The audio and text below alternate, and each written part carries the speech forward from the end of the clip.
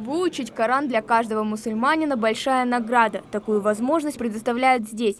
На открытии медресе в Малгобеке собрались гости со всего региона. Понимать слово Всевышнего, выучив священную книгу – главная цель, которую преследует в фонде «Мир добра», на базе которого и открыта новая медресе.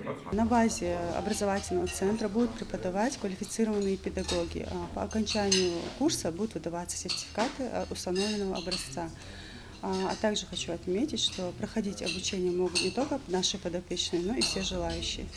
Образовательный центр «Мухаммад» был открыт при поддержке Союза благотворительных фондов региона. Помимо изучения Корана, тут будут обучать основам и терпимости к другой культуре, вероисповеданию и исламскому быту. Возраст учеников, кстати, не важен, школьник ты или пенсионер. В центре будут заниматься несколько групп по 2 урока в неделю, а для тех, кто занят учебой и работой, организуют вечернюю смену. Такие школы, тут графика как-то не нормирована. Любое время молодежь может прийти и свободное время выбрать для себя свободное время, потому что тут всегда двери открыты, молодежь может прийти и как-то обучаться. Национальная ингушская кухня – праздник в честь открытия нового медресе, где люди смогут не просто послушать, а главное услышать прописные истины Корана.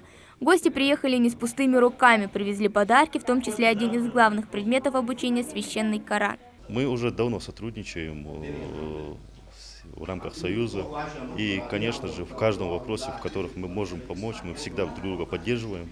Для нас нет никаких проблем, тем более в таком боговодном деле, где пророк Мухаммад, Аллах приветствует, что лучшие из людей те, которые сами учатся Корану и обучают других. Поэтому внести свой вклад в это дело, это, я считаю, самым таким великим. Я думаю, значит, что это учебное заведение принесет огромную пользу нашей республике, нашей молодежи.